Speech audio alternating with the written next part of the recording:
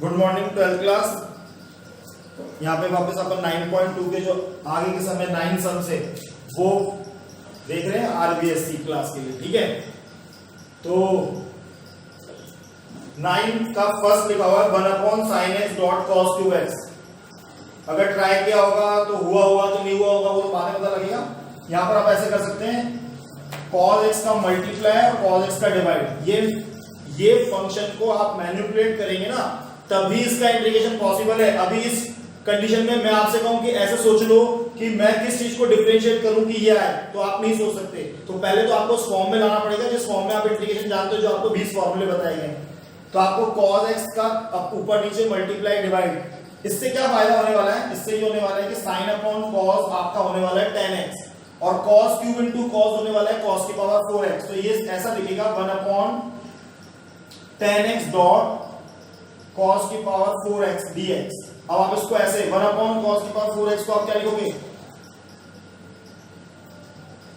ऐसा लिख सकते हैं, ये आप लोगों को पता है, छोटी सी 10th क्लास की ट्रिग्नोमेट्री है।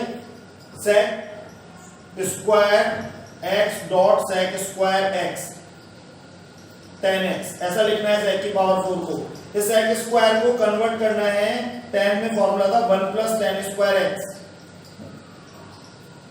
sec square x upon tan x।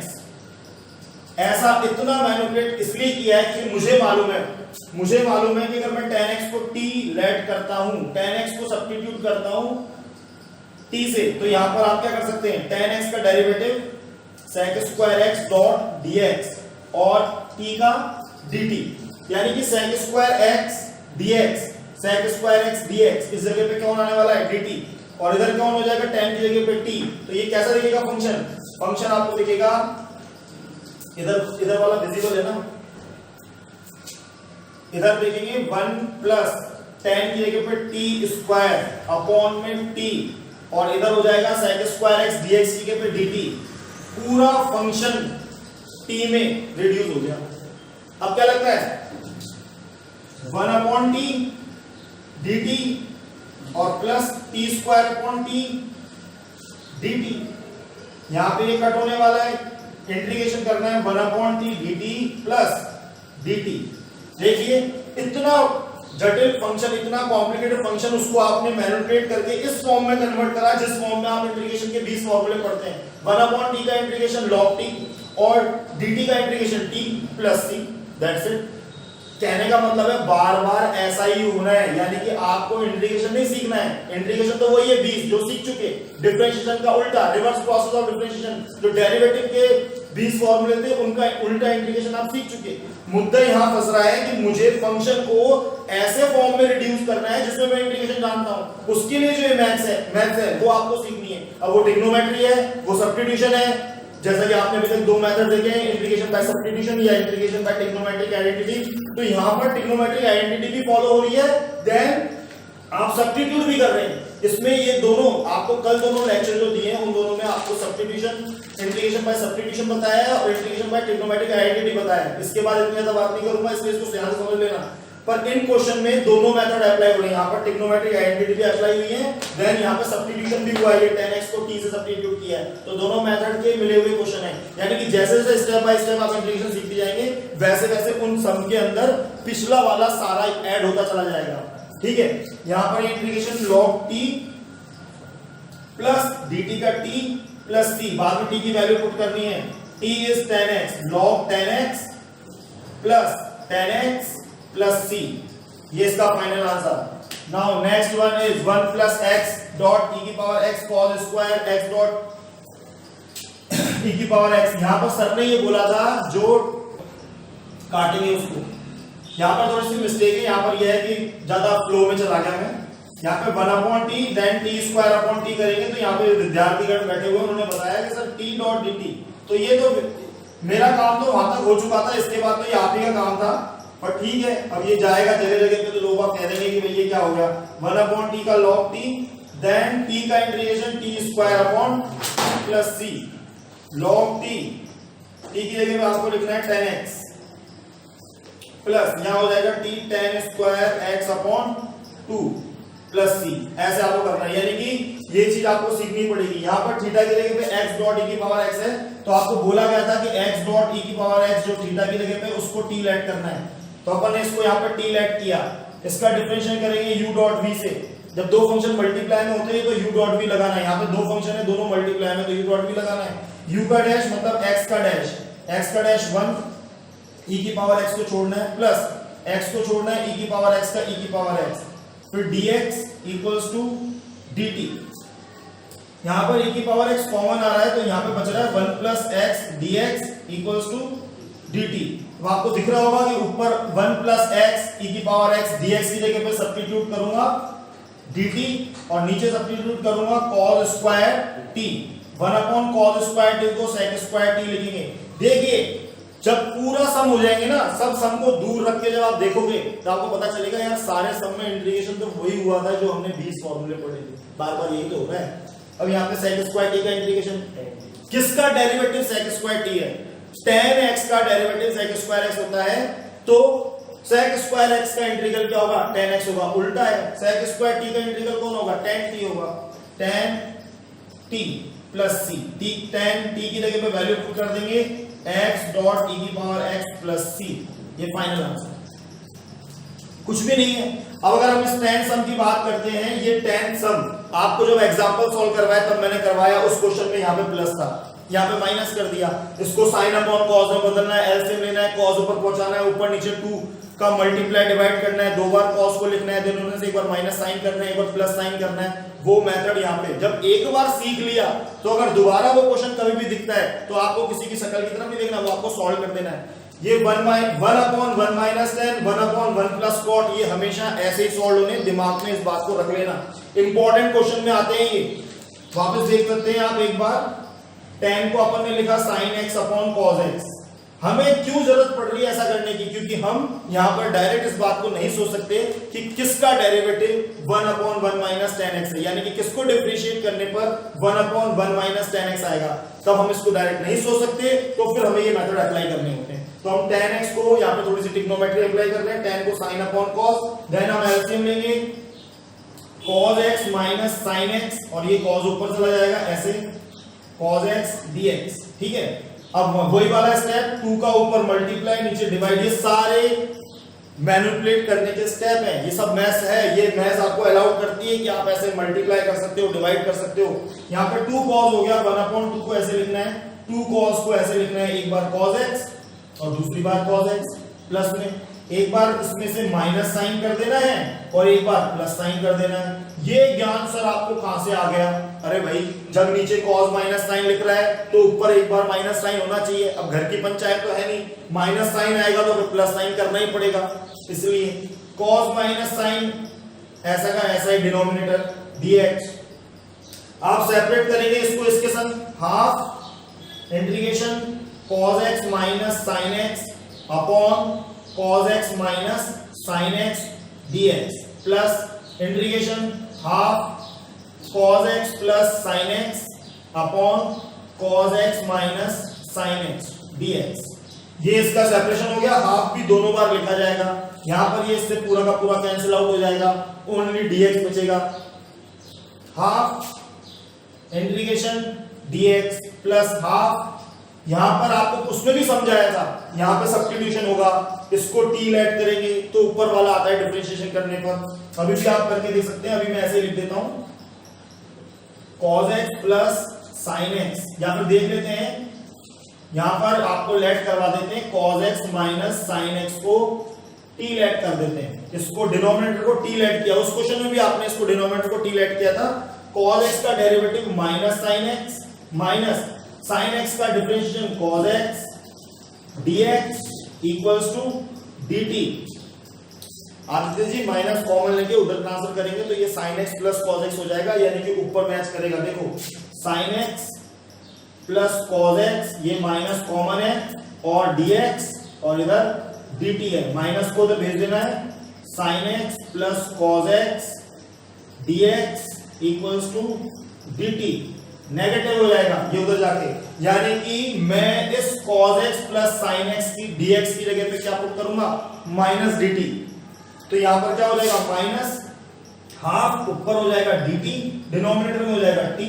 अब वापस देख लो, आप फंक्शन बार बार उसी फॉर्म में बनते चले जा रहे हैं जिस फॉर्म में आप इंटीग्रेशन जानते हैं। आप dx का इंटीग्रेशन जानते हैं x 1/2x माइनस आप 1/t का इंटीग्रेशन जानते हैं log t प्लस c। बाद में t की वैल्यू पुट कर दो, नीचे तक बिल्कुल विजिबल है ना, देख लेना भाई। Half minus half log t की जगह पे आपको लिखना है t किसको ऐड किया cos x minus sin x plus c। ठीक है, आंसर मैच कर लेगा ललित। अगर वो वीडियो देख रहा होगा तो वो इसको मैच करके आंसर फिर कमेंट कर देगा कि साहब ये सही है कि वो सही है कि नहीं है। सेम 1+ cot में यहां पर भी आप इसको भी देख सकते हैं।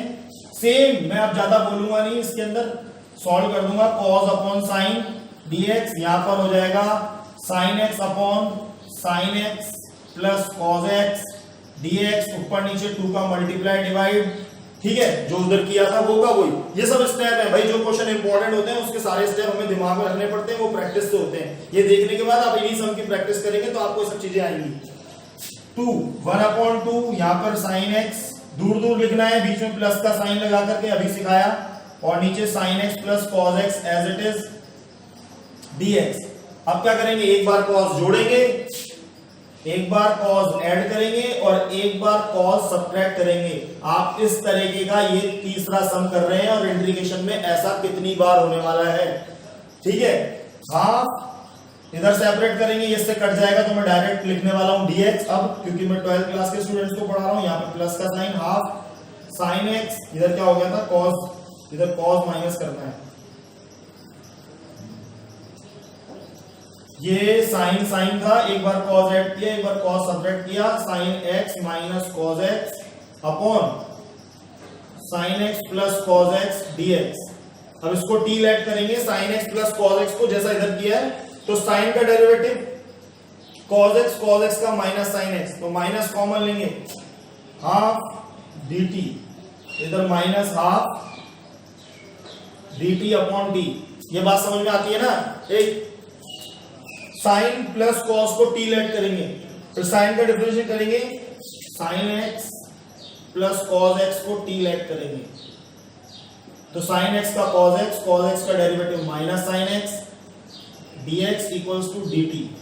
पर ऊपर तो sin x minus cos x है, तो माइनस कॉमन लेना पड़ेगा, माइनस कॉमन लेंगे तो sin x minus cos x dx equals to dt। Minus को तो भेजना पड़ेगा, यानी कि इसकी जगह में जो सब्स्टिट्यूट होगा वो माइनस dt होगा, इसलिए मैंने यहाँ पे माइनस पुट किया है। Then 1/2 nt। अब वापस वो इंटीग्रेशन है dt का t माइनस हाफ 1/t का log t plus c। Half t की जगह पे आप पुट करने वाले हैं sin x plus cos x bracket close minus half log t की जगह पे आप पुट करने वाले हैं sin x plus cos x bracket close plus c। ये इसका फाइनल आंसर रहने वाला है। जगह नहीं है, ये रह रहा है sec की power 4x upon root 10x। तो ऊपर तक दिख रहा है क्या, ये यहां, ठीक है, ये यहां पे एक्सप्लेन करते हैं। इधर यहां पर dx की जगह पे dt लिखा है, फिर रामू जी का बाद में मैसेज आएगा, उससे पहले मैं सही कर देता हूं कि dx नहीं है इधर, ये dx ही चलेगा, dt नहीं है। वो पता नहीं क्या हो गया तो dt लिख दिया। इधर dx की जगह पे x रहने वाला है, यानी कि यहां पर आपका रहने वाला है हाफ x। इसको करेक्ट कर लेना। sec की पावर 4x 11 है, 10 का सेकंड है, जो भी है ये है sec की पावर 4x और अंडर रूट 10x। तो यहाँ पर 10x वही अभी थोड़ी देर पहले जो सम किया था वैसे होने वाला है। sec की पावर 4 को ऐसे लिख सकते हो आप, sec square x dot sec square x upon में 10x रूट के अंदर dx। sec स्क्वायर x को कन्वर्ट कर दो 1 प्लस tan स्क्वायर x। ठीक है, अब आप 10x को t ऐड कर सकते हैं, 10x को t ऐड करेंगे तो यहाँ पर 10x का derivative sec square x dx equals to dt। ये पूरी जगह पे dt, इसकी जगह पे 1 plus t square upon under root t और इधर dt। ये ऐसा दिखने वाला है 1/√t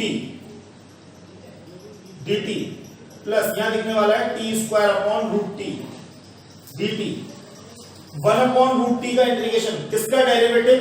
√t का डेरिवेटिव 1/2√t होता है, तो 1/√t का इंटीग्रल 2√t। ये आपको कितनी बार बोल के एक्सप्लेन कर दिया है, जितनी बार भी आएगा उतनी बार यही वर्ड बोलूंगा ताकि यहाँ खोपड़ी में बैठ जाए आप लोगों की, फिर भी नहीं बैठे तो फिर दिक्कत है।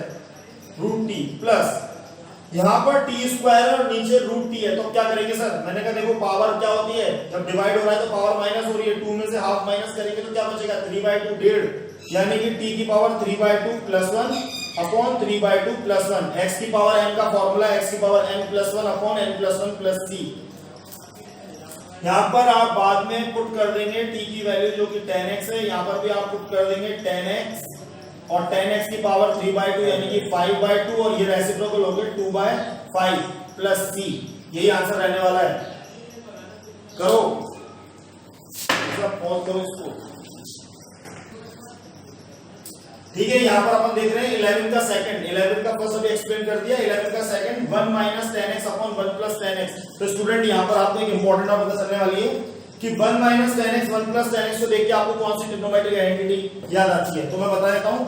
यहाँ पर tan a - b का फॉर्मूला आपको बताया गया है, tan a - tan b upon 1 + tan a tan b। हालांकि मैं डिफरेंशिएशन जब मैंने आप लोगों को करवाया था उसमें भी इस चीज का हम बिल्कुल बता चुके हैं, पर आप लोगों को भूलने की आदत होती है और हमें बार बार रिवाइज कराने की, तो उसको देखते हुए a की जगह पे π/4 b की जगह पे x पुट करते हैं, तो यहाँ पे हो जाएगा tan π/4 - tan x upon 1 + tan π/4 tan x, यानी कि a की जगह पे आपने π/4 b की जगह पे x पुट किया तो ये ऐसा बन गया। tan π/4 की वैल्यू 1 होती है, 1 - tan x upon 1 plus again tan π/4 1, तो tan x tan π/4 - x is equals to 1 - tan x upon 1 + tan x, यानी कि इसकी जगह